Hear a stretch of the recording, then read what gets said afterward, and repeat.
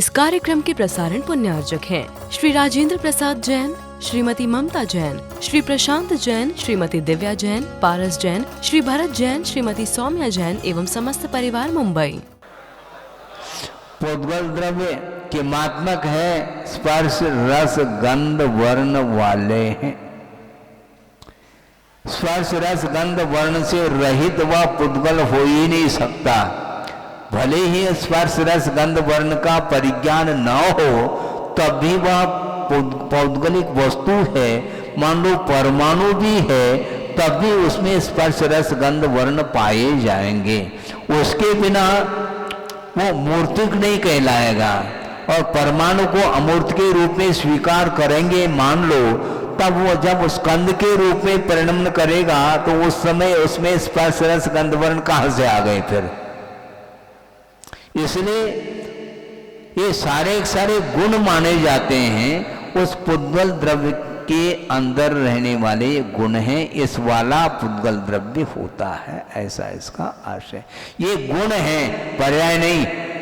स्पर्श या गुण है और स्पर्श गुण के 8 पर्याय हैं जो एक दिन गिना करके आए थे। कठोर मृदु, हल्का भारी, शीत उष्ण और स्निग्ध रुक्ष, ये 8 पर्याय माने जाते हैं स्पर्शगत।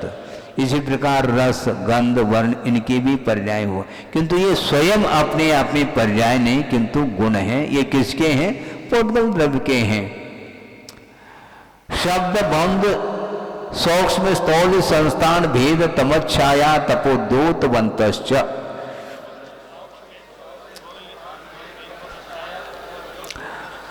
मात्र पुद्गल द्रव्य स्पर्श रस गंध वर्णात्मक ही है क्या और भी कुछ है?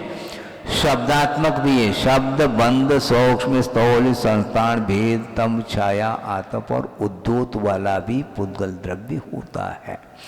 शब्द के 2 भेद किए हैं, एक भाषात्मक और एक अभाषात्मक। भाषात्मक जो शब्द है वह अक्षरात्मक और अनक्षरात्मक 2 तरह का। उसमें अक्षरात्मक जो शब्द है वह संस्कृत है, प्राकृत है, आदि आदि अनेक प्रकार की भाषा से युक्त जो होता है वह अक्षरात्मक शब्द माना जाता है। और अनक्षरात्मक जो शब्द है वह ध्वन्यात्मक होता है। द्विंद्रिय आदि जो कीड़े इत्यादि होते हैं उसमें जो ध्वनि निकलती है वह भी अपने आप में शब्द है, ऐसा इसका अर्थ है। इसी प्रकार दिव्य ध्वनि भी अक्षरात्मक न होकर के भी वह शब्द की ही परिणति है, ऐसा कहा। वह प्रायोगिक भाषात्मक जो शब्द है वह प्रायोगिक है, किंतु अभाषात्मक शब्द जो है वह प्रायोगिक भी है और वैश्लेषिक भी है। प्रायोगिक का अर्थ व्यक्ति विशेष के प्रयोग के माध्यम से जो ध्वनि निकलती है, शब्द की उत्पत्ति होती है, उसको प्रायोगिक बोलते हैं। और जो नेचुरल जो ध्वनि उत्पन्न होती है उसका नाम वैश्लेषिक कहा है। तो अभाषात्मक जो शब्द है उसके भी 2 भेद हैं, एक प्रायोगिक और वैश्लेषिक। वैश्लेषिक में क्या आएंगे? मेघ गर्जना और बिजली का कौंध जाना, ये सारे ऑटोमेटिक हैं, ये सारे किंतु है ये ध्वनि अभाषात्मक शब्द माना जाता है। और अभाषात्मक प्रायोगिक जो अभाषात्मक शब्द है उसके 4 भेद किए हैं। तत् यानी चमड़े से बने हुए जो वाद्य हैं वे तत् के अंतर्गत आते हैं। तबला है, ढोलक है, मृदंग है, आदि आदि। वितत का अर्थ तार के माध्यम से तान करके जो वाद्य का निर्माण होता है उसमें से जो ध्वनि निकलती है वह वितत आत्मक वह ध्वनि मानी जाती है। घन, घंटा आपने बजा दे, झालर बजा दे, ये सारे ये घन के रूप में ये ध्वनि है अभाषात्मक। और सुशिर, छिद्र के माध्यम से भी ध्वनि निकलती है। बैंड वगैरह जो होते हैं उसमें से ध्वनि निकलती है। बांसुरी है, बैंड तो है ही, बांसुरी भी है, बैंड है आदि, बीन वगैरह बजाते। वो क्षुद्र में से ध्वनि निकलती है जिसका नाम सुचिर है। इस प्रकार ये भेद हो गए अपने शब्द के। क्या है? हाँ, नहीं, तत्व में उसमें क्षुद्र के माध्यम से वह बज रहा है वाद्य। अब ये बैंड जो बांसुरी इतना ही नहीं है, बैंड नहीं बजा, देखा क्या नहीं, वे केवल बांसुरी को ही देखा आपने, हैं? उसमें छिद्र है, देख लो एक बार, एक आध बार देखने के लिए जाओ तो अच्छा है। बैंड बाजे बजाते नहीं देखा है क्या? बहुत सारे तरह तरह के वाद्य अपने मुख से ही उसमें हवा फूंकी जाती है, उसके माध्यम से उसमें आवाज निकल रही है, ये इसका अर्थ है। पहली बार पूछ रहे हैं आप, कोई बात नहीं। हाँ, ये हो गया, हुआ। अब इसके बाद क्या आएगा? बंद दो तरह का, शब्द के बाद बंद का नंबर आता है।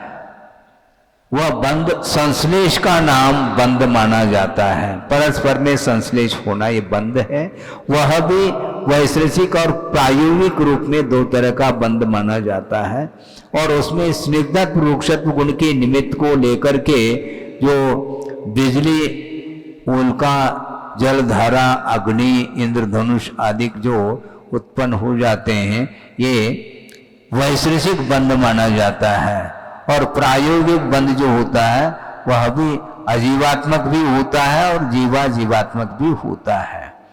जो अजीवात्मक होता है तो भवन आदि बना रहे हैं, तो उसमें बंधने की क्षमता उसके अंदर है, इसलिए वह संगठित होता चला जाता है। और जीवात्मक बंद वह कहलाता है जो कर्म बंद अपन करते रहते हैं परिणामों के माध्यम से, उस राग द्वेष आदि परिणामों के निमित्त को लेकर के कर्म वर्गनाएं कर्म के रूप में परिणत हो रही हैं और बंद को प्राप्त हो रही हैं, यह प्रायोगिक बंद माना जाता है।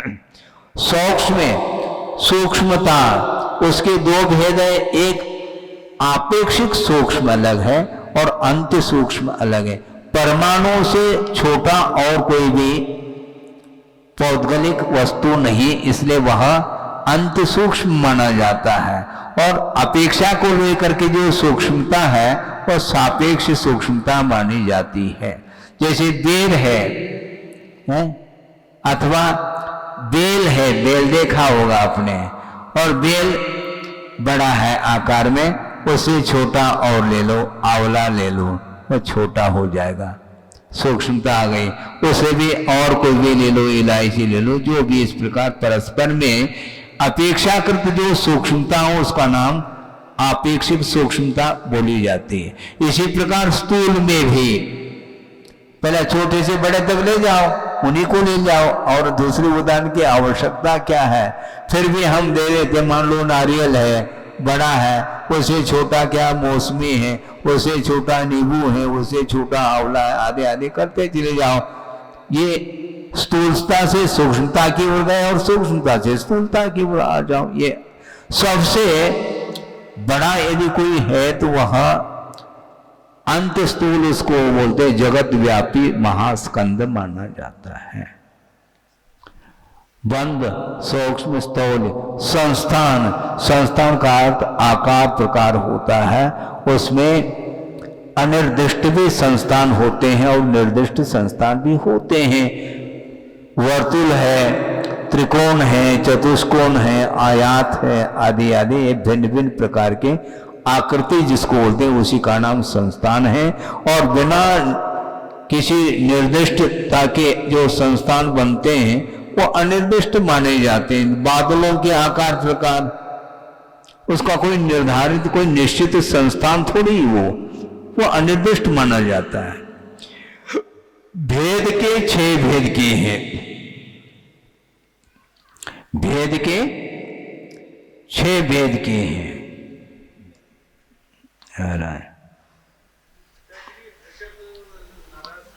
वो अलग है, वो कर्म के उदय में उस प्रकार की आकृति शरीर के लिए मिल जाती है, वह संस्थान अलग है।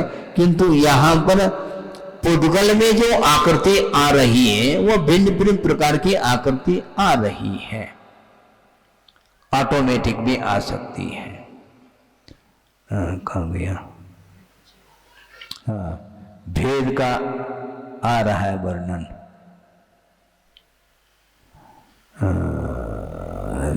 हो गया।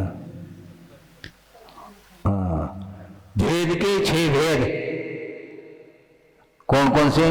उत्कर, चूर्ण, खंड, चूर्णिका, प्रतर और अनुचटन। करोट आदि से जो लकड़ी को चीरा जाता है तो उसमें से जो बुरादा निकलता है वह उत्कर के अंतर्गत आता है। ये भी पुद्गल के ही भेद के अंतर्गत आएंगे, उसको उत्कर बोलते हैं। और जौ है, गेहूं आदि का जो सत्तू है अथवा कनक आदि उसके जो निकलते हैं उसको चूर्ण बोलते हैं। और घट आदि के घड़े आदि के फूटने से कपाल आदि के जो उसके टुकड़े टुकड़े हो जाते हैं उनको खंड बोलते हैं। उड़द है, मूंग इत्यादि के जो खंड हैं वे चूर्णिका के रूप में लिए जाते हैं। और मेघ पटल के जो अलग अलग पटल हो जाते हैं उसको प्रतर संज्ञा देते हैं। छिन्न भिन्न तितर बितर हो बिखर रहे हैं सारे सारे बादल, तो वो जो है ना प्रतर के अंतर्गत आ जाते हैं। और तपाए हुए लोहे के गोले के ऊपर मान लो घन आदि का प्रहार किया जाता है, उसमें से जो चिंगारी निकलती है उसको स्फुलिंग बोलते हैं। ये वेल्डिंग वगैरह करते रहते हैं उसमें देखने को मिलता है स्फुलिंगे अथवा फुलझड़ी। हाँ, दिवाली के दिनों में देख लो फुलझड़ी, तो उसमें बच्चे उसको उसमें से निकल रही है चिंगारी उसको। ये अनुचटन, ये भी जो है ना पुद्गल के भेद के 6 भेद हो गए। भेद इसके बाद दृष्टि प्रतिबंधक तमः, ऐसा कहा। दृष्टि को प्रतिबंधित करने वाला वह तम माना जाता है, वह पुद्गल की ही परिणति है, जो कि प्रकाश का वह विरोधी माना जाता है?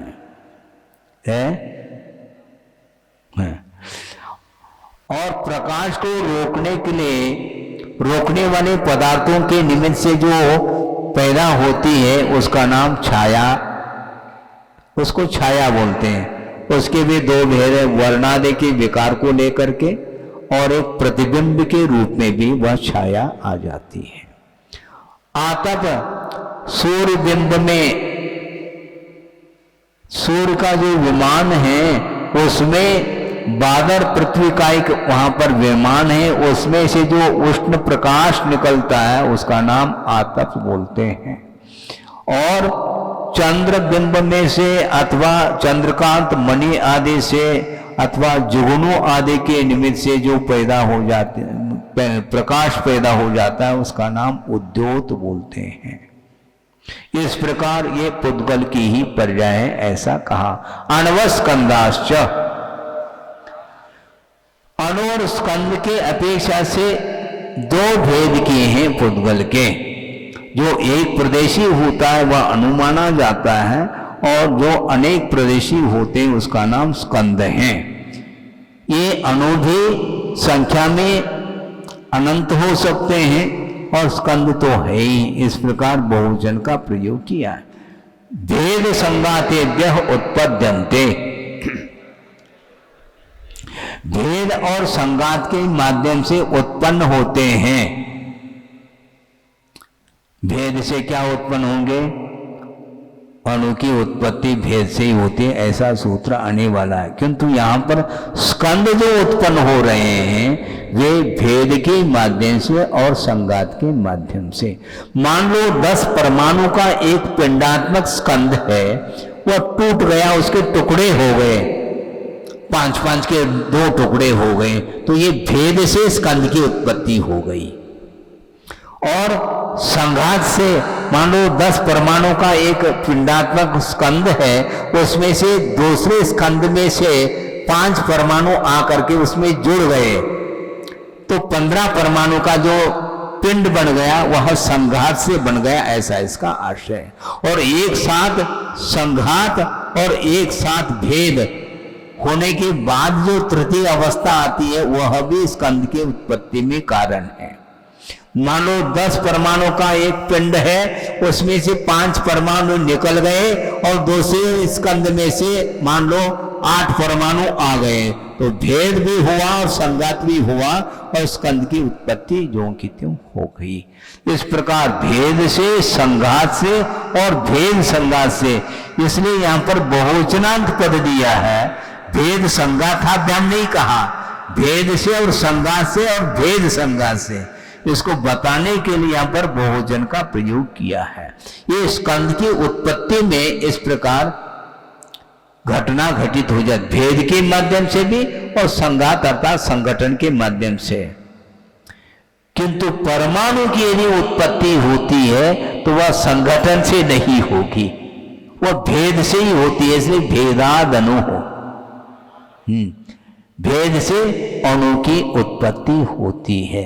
क्रियापद की अनुवृत्ति लेना चाहिए, जैसे भेदात अणु उत्पद्यते, भेद से अणु की उत्पत्ति होती है। जैसे वहां पर उत्पद्यन्ते कहा था क्योंकि स्कंद की उत्पत्ति हो रही थी और वहां पर बहुत सारे स्कंद होने के कारण बहुवचन का प्रयोग किया था। भेद से, संघात से और भेद संघात से ऐसा वर्णन करना था, किंतु अणु की उत्पत्ति तो भेद से ही होती है। भेद संघाताभ्याम चाक्षुषः, भेद होने के उपरांत भी कुछ ऐसे स्कंद होते हैं जो चाक्षुष नहीं होते, यानी दृष्टिगोचर नहीं होते। वो कुछ ऐसे स्कंद हैं, वे उनके भेद होने के उपरांत भी वो अपने सूक्ष्मता को नहीं छोड़ते हैं, किंतु उनके साथ किसी स्कंद का संगठन हो जाता है तो वो सारे सारे स्कंद चाक्षुष हो जाते हैं।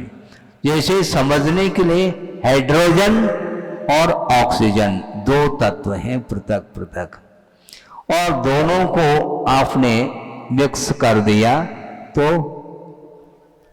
है क्या बनेगा? है पानी बनेगा। पानी तो दिखाई नहीं दे रहा था क्योंकि वह अपनी सूक्ष्मता को छोड़ने के लिए भेद और संघात की आवश्यकता पड़ती है, तब वह चाक्षुष हो सकता, अन्यथा नहीं। जो अचाक्षुष स्कंद है वह चाक्षुष यदि होंगे, दृष्टिगोचर यदि होंगे, भेद और संघात के माध्यम से होंगे। गुरुदेव ने बहुत अच्छा उदाहरण दिया था, सबके पास अपने अपने हाथ है, लेकिन स्वच्छ हाथ है तो उसमें से निकलेगा नहीं, और मान लो उसमें मेल जमा हुआ है तो उसको आप यूं करके उसमें बत्ती जो बनती है वह चाक्षुष हो जाता है। उसके पहले बत्ती नहीं बनती वो, क्योंकि भेद और संघात होना चाहिए। एक स्थान से टूट करके दूसरे स्थान पर वह संगठित हो जाए तो वह अचाक्षुष, जो दृष्टिगोचर स्कंद नहीं है वह दृष्टिगोचर हो जाता है, ऐसा इसका आशय है। सद्रव्य लक्षणम, द्रव्य का लक्षण क्या है? सत ही जिसका लक्षण है। पर सत का क्या लक्षण, फिर ये बता दो। द्रव्य का लक्षण क्या है? सत। और सत का लक्षण क्या है? उत्पाद व्यय द्रव्य युक्तम सत। उत्पाद व्यय और द्रव्य इन तीनों वाला जो होता है उसका नाम सत है, वही द्रव्य का लक्षण माना जाता है। पूर्व क्षणवर्ती पर्याय का व्यय और उत्तर क्षणवर्ती पर्याय की उत्पत्ति, किंतु इन दोनों के साथ संबंध रखने वाली जो है ध्रुवता कहलाते, उसको द्रव्य बोलते हैं, जो कि वह प्रतिविज्ञान का विषय बनता है। उसके बिना बन ही नहीं सकता। हमेशा यदि द्रव्य कूटस्थ रहे तो उसमें परिणमन नहीं होगा, परिणमन यदि नहीं होगा तो वह पृथ्वी ज्ञान का विषय नहीं बन पाता है। और परिणाम उत्पाद और व्यय होने के उपरांत उसके साथ संबंध रखने वाली ध्रुवता यदि नहीं रहेगी तो यह वही व्यक्ति है, यह वही व्यक्ति इस प्रकार बुद्धि का विषय भी नहीं बन सकता। तद्भावा व्ययम नित्यम, तद्भाव तस्य भाव तद्भाव, उस पदार्थ का जो भाव है उसका नाम तद्भाव बोलते हैं। उसका व्यय नहीं होना अव्ययम, उसका नाम नित्य है। नित्य की परिभाषा क्या? नित्य की परिभाषा बता रहे हैं सूत्र में, अव्यय का नाम नित्य। किसका अव्यय? तद्भाव का अव्यय। यानी पदार्थ का जो भाव है उसका व्यय को प्राप्त नहीं होना वही नित्य माना जाता है। द्रव्य का जो भाव है, भवनम इति भावः, द्रव्य का होने रूप जो भाव है उसका व्यय नहीं होना ही नित्यता है, ऐसा इसका आशय। अर्पिता अनर्पित सिद्धे है, किंतु ये एकांत नहीं है कि पदार्थ हमेशा नित्य ही हो। पदार्थ हमेशा नित्य होगा तो मनुष्य तो मनुष्य के रूप में रहेगा, फिर वो तो एकांत से उसको हम नित्य मानेंगे तो एक पर्याय से दूसरे पर्याय को कैसे प्राप्त कर पाएगा। इसलिए कथनचित द्रव्य नित्य भी है और कथनचित अनित्य भी है, इसको बताने के लिए सूत्र आया है अर्पिता अनर्पित सिद्धि। अर्पित और अनर्पित, अर्पित का अर्थ मुख्य और अनर्पित का अर्थ गौण। गौण मुख्य की व्यवस्था के माध्यम से ही नित्यात्मक पदार्थ की सिद्धि होती है। ये अनेकांत है। अनेकांत का अर्थ ये है, संक्षेप से हम कहना चाहते हैं, अनेके अंतः धर्माः यस्मिन् वस्तुनि वर्तन्ते स अनेकांतः। जिसमें अनेक धर्म पाए जाए उसका नाम अनेकांत है। तो एक द्रव्य में अनेक धर्म है, गुणधर्म है, वह उन गुणधर्मों के अपेक्षा से उसमें परिणमन हो जाता है। इसलिए द्रव्य नित्य रूप भी है और अनित्य रूप भी है। द्रव्य का अत्यंता भाव नहीं होने के कारण वह नित्य है और पर्यायार्थिक नय की विवक्षा में उसमें परिणमन होता रहता है, इसलिए अनित्यता भी शुद्ध होती। एक ही व्यक्ति विवक्षा के कारण भिन्न भिन्न नाम से पुकारा जा सकता है। एक व्यक्ति है, वह पुत्र भी है अपने पिता की अपेक्षा, और वह स्वयं पिता है अपने पुत्र की अपेक्षा, और वह भाई है अपने भाई की अपेक्षा से, अपनी पत्नी की अपेक्षा से वह पति भी है। इस प्रकार जितने भी रिलेशन हैं, नाते रिश्ते जोड़ते चले जाओ तो उसके माध्यम से वहां घटित होता चला जाता है। एक ही वस्तु में अनेक प्रकार के धर्म इस ढंग से पाए जाते हैं। उसी प्रकार यहाँ पर अर्पित और अनर्पित मुख्य और गौण की पद्धति से नित्यात्मक वस्तु को सिद्ध किया गया है। क्या कह रहे? हाँ, मुख्य और गौण, मुख्य और गौण ये अलग वस्तु, किंतु उसका निषेध नहीं किया जा सकता है। कभी मुख्य करेंगे, कभी गौण करेंगे। मान लो एक व्यक्ति है और वह टीचर है तो उसको टीचर कहेंगे।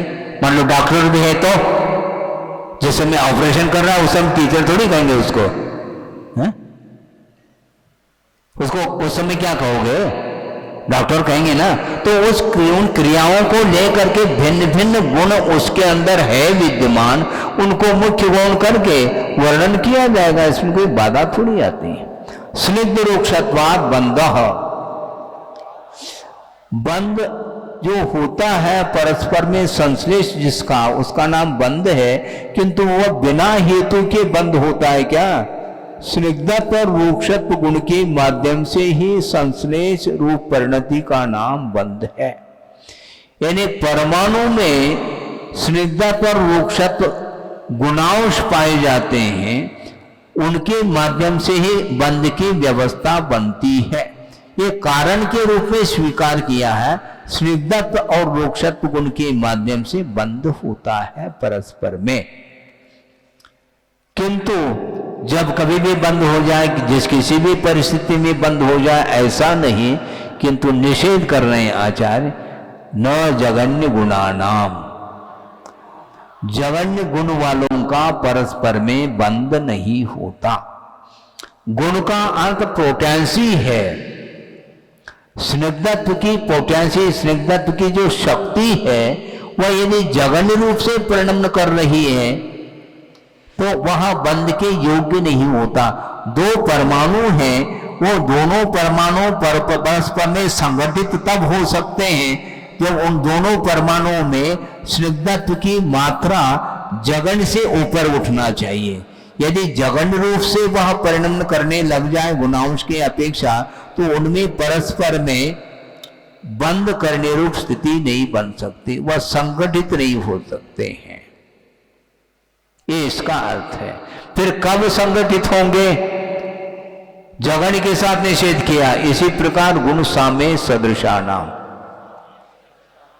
गुणों में समानता होने के उपरांत भी सदृश जो परमाणु हैं उनका बंद नहीं होता। यहां पर भी नकार की अनुवृत्ति आ रही है इस सूत्र में, गुण साम्य सदृशानाम। इसका अर्थ ये नहीं लेना गुणों की समानता में बंद हो जाए, ऐसा नहीं। न जगन्य गुणानाम, इसी प्रकार न गुण साम्य सदृशानाम, ऐसा अर्थ निकालना। यानी गुणों में सदृशता होने के उपरांत भी बंद नहीं। जैसे समझने के लिए दो व्यक्ति है, दोनों समकक्ष है शक्ति की अपेक्षा से, और कुश्ती खेलने के लिए खड़े हो जाए तो कोई भी उसमें चित्तपट नहीं हो पाएगा, क्योंकि समान शक्ति वाले हैं वो। इसका नाम गुण साम्य। गुणों में यदि समानता है तो उसमें संगठन नहीं बनेगा, दोनों पैरेलल चल रहे हैं। जगन्य परिणाम हो तब भी बंद नहीं होगा, और समानता हो तब भी नहीं होगा। तो कब होगा? व्यधिकार गुणा नाम तो बंद, तो का अर्थ क्या? तो बंद तो दो से अधिक गुण वाले, दो अधिक गुण वालों का ही बंद होता है, दो से अधिक नहीं। जगन परिणाम से ऊपर उठो, समान परिणाम से भी ऊपर उठ जाओ, और एक परमाणु दूसरे परमाणु के साथ संबंध को प्राप्त हो रहा है, तो एक परमाणु में जो गुणांश है उससे दो गुण जिसमें अधिक हैं उनका परस्पर में बंद हो जाएगा। दो से अधिक नहीं होना चाहिए, दो गुणांश होना चाहिए, ऐसा सूत्र का भाव है। अब दो गुण होने अधिक होने के उपरांत बंद तो हो रहा है परस्पर में, किंतु परिणमन कौन किस रूप में करेगा उसको लेकर के सूत्र आ रहा है, बंदे देखो पारिणामिको चो। बंद होने के बाद अधिक गुण वाला जो परमाणु है वह अपने अनुरूप परिणमन करा लेता है दूसरे को, ये इसका अर्थ है। इसलिए जो गुणी बनना चाहता है इसका अर्थ उसके पास कम गुण हैं, तो अधिक गुण वाले के साथ रहोगे तो वो गुणी बन सकता है, नहीं है तो नहीं बन सकता। बंदे दिखो पारिणामी कोच, इसका अर्थ ये है। बहुत अच्छा विषय दिया। गुण पर्याय व द्रव्यम, द्रव्य की परिभाषा लक्षण दूसरे ढंग से लक्षण बांध रहे हैं। गुण और पर्याय वाला द्रव्य होता है। द्रव्य अपने आप में है क्या? गुण और पर्याय वाला जो होता है वही द्रव्य है। जैसे समझने के लिए स्वर्ण है, स्वर्ण को हम अभी प्रसंग में द्रव्य के रूप में ग्रहण कर रहे हैं, वह किमात्मक है, गुण और पर्याय वाला होना चाहिए, तभी तो उसको हम द्रव्य के रूप में स्वीकार करेंगे। तो स्वर्ण द्रव्य है जिसके पास गुण है, पेतत्व है, पीलापन है, मृदुता है, भारी है, ये तीन गुण तो उसके अंदर आ गए। और पर्याय भी होना चाहिए, तो वह स्वर्ण की पर्याय क्या है? कुंडल है, हार है, मुकुट है, चेन है, अंगूठी है, अनेक प्रकार के उसके आभरण बना लो उस स्वर्ण के, वो सारे उसी स्वर्ण रूप द्रव्य के वो पर्याय मानी जाती हैं। अवस्था विशेष का नाम ही पर्याय है, ऐसा इसका अर्थ है। तो इसका अर्थ ये हुआ कि वह द्रव्य गुण और पर्याय वाला होता है। कालस्य, अभी तक काल को याद नहीं किया था, क्यों? क्योंकि काल द्रव्य अस्तिकाय नहीं था और अस्तिकाय का वर्णन करते आए हैं। तो ऐसा न हो कि काल द्रव्य द्रव्य नहीं है, ऐसा नहीं। कालस्य अर्थात काल भी द्रव्य है, किंतु वह एक प्रदेशी होने के कारण अस्तिकाय के प्रसंग में उसको नहीं लिया गया था। सोनंत समय, वह काल द्रव्य अनंत समयात्मक होता है। जो काल द्रव्य है अनोखे रूप में है, किंतु काल द्रव्य कितने हैं?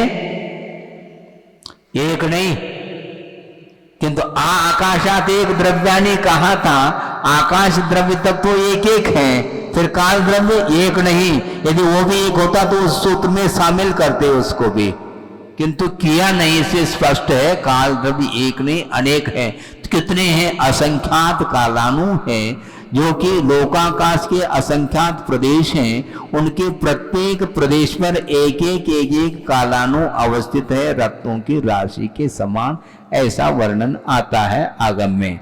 वह कालानु जो द्रव्य के रूप में है, वह किमात्मक है, अनंत समय वाला है, क्योंकि उसी द्रव्य में से पर्याय उत्पन्न होती चली जाएगी समय के रूप में, क्योंकि वह द्रव्य है। द्रव्य है तो उत्पाद व्यय द्रव्यात्मक है, तो उत्पाद व्यय के अपेक्षा से उसमें भी पर्याय निकल रही हैं। तो अतीत के अनंत पर्याय के अपेक्षा से और अनागत अनंत पर्याय के अपेक्षा से और वर्तमान में एक पर्याय, इस प्रकार वह अनंत समय वाला हुआ कालानु माना जाता है। क्या कह रहे? हाँ, माना क्यों जा रहा है? इसलिए आपके मानने से नहीं है, इसलिए मानो। हम मान रहे हैं इसलिए है, ऐसा थोड़ी होता है। माने नहीं है इसलिए मानो। निष्क्रिय है, वो स्वयं क्रियाशील नहीं है। क्रियाशील द्रव्य तो दो ही हैं, ये और पदगल, नाचे या में कर्म उपाधि है। कोई दूसरा नाच नहीं रहा यहां पर। दूसरे को नाचने के लिए आंगन नहीं यहां पर, ऐसा नहीं। आंगन तो सब जगह है, लेकिन नाचने की क्षमता थोड़ी उसमें क्रियाशीलता नहीं है। जीव और पुद्गल द्रव्य को छोड़ करके सारे सारे द्रव्य निष्क्रिय, ऐसा कहा है। ये सोनंत समय हो गया। द्रव्याश्रया निर्गुणा गुणाहा, गुणों की चर्चा आपने पूर्व सूत्र में की है कि द्रव्य गुण पर्याय वाला है, ऐसा कहा था। तो गुण किसको बोलते हैं और कहां पर रहते गुण? द्रव्याश्रया गुणा, गुण जितने भी होते हैं वो द्रव्य के आश्रित होते हैं, किंतु वे गुण निर्गुण होते हैं। अर्थात गुण में ये गुण नहीं है। कौन सा?